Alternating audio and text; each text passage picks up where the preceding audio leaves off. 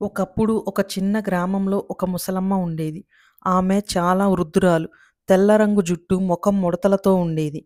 ఆమెను ఆ ఊరిలో ఉన్న వారందరూ ఇష్టపడేవారు. ఎందుకంటే ఆమె జీవితంలో కష్టాలున్నప్పటికీ ఎప్పుడూ సంతోషంగా ఉండేది. ఆమెకు పిల్లలు లేరు. భర్త కూడా చాలా సంవత్సరాల క్రితం చనిపోయాడు. ఆమె తన దగ్గరకు వచ్చిన వారితో మాట్లాడేది. ఆ గ్రామంలో ప్రజలు చాలా కష్టపడి పనిచేసేవారు. కొంతమంది రైతులు, కొంతమంది చెక్క పని చేసేవారు, ఇంకా కొంతమంది మార్కెట్‌లో పనిచేసేవారు. ఒక్కొక్కసారి వర్షాలు లేక పంటలు ఎండిపోయేవి. కొంతమంది అనారోగ్యంతో పని చేయలేకపోయేవారు.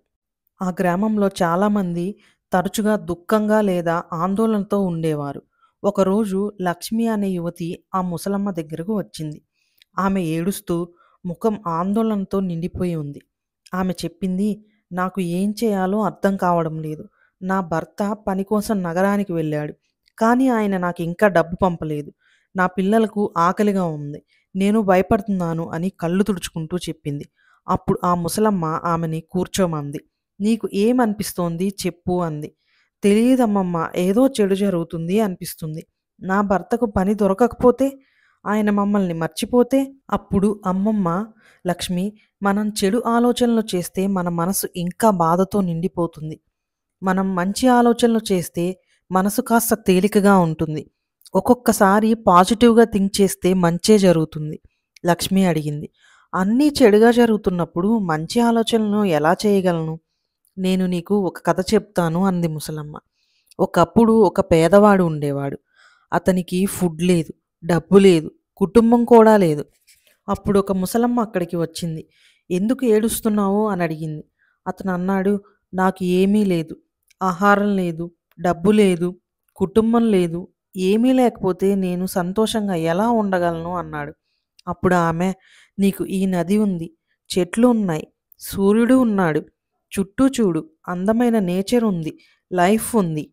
నువ్వు లేని వాటి గురించి ఆలోచిస్తే ఎప్పుడూ బాధగా ఉంటుంది, సంతోషంగా ఉండవు.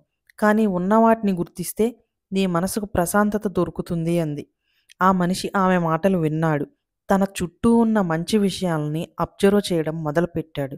ఆ రోజు నుంచి అతని జీవితం మారటం మొదలైంది. ముసలమ్మ లక్ష్మి వైపు చూసి, "చూసావా, ఆ మనిషి జీవితం మంత్రం వల్ల మారలేదు.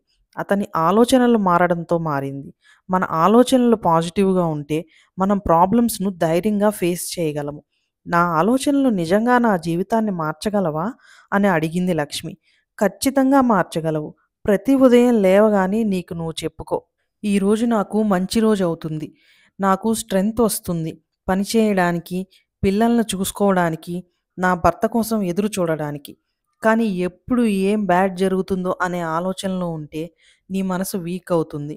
లక్ష్మి నెమ్మదిగా తల ఊపింది. "అర్థమైందమ్మమ్మ. ఇక నుంచి నేను పాజిటివ్‌గా థింక్ చేయడానికి ట్రై చేస్తాను."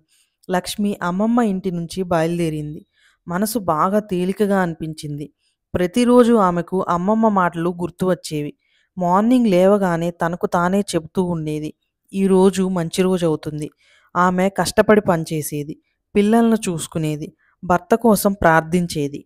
కొన్ని వారాల తర్వాత లక్ష్మికి ఒక లెటర్ వచ్చింది.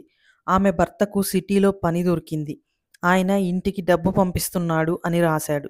లక్ష్మికి చాలా సంతోషంగా అనిపించింది. వెంటనే ముసలమ్మ ఇంటికి పరిగెత్తింది. సంతోషం నిండిన ముఖంతో ఆ వార్త చెప్పింది. ముసలమ్మ చిరునవ్వు నవ్వింది. "చూసావా లక్ష్మి, మన ఆలోచనలు మంచిగా ఉంటే మన జీవితంలో మంచి విషయాలు జరుగుతాయి. సమస్యలు ఎప్పుడూ ఉంటాయి. కానీ మనం వాటిని ఆశతో ఎదుర్కొంటేనే మనం వాటిపై విజయం సాధించగలము." కొద్ది రోజులకే గ్రామంలో ముసలమ్మ చెప్పిన జ్ఞానకరమైన మాటలు అందరికీ తెలిసాయి. ఎవరికైనా కష్టం వచ్చినప్పుడు వారు ముసలమ్మ దగ్గరకు వచ్చేవారు. ఆమె అందరికీ చెప్పేది, "మంచిగా ఆలోచిస్తే మంచే జరుగుతుంది." ఆమె మాటలు వారి జీవితాన్ని మార్చేశాయి. గ్రామం అంతా ఆమెను ఇంకా ఎక్కువగా గౌరవించింది. ఎందుకంటే ఆమె వారికి గొప్ప లెసన్ నేర్పింది. పాజిటివ్ థింకింగ్ యొక్క పవర్‌ను ఆమె వారికి నేర్పించింది.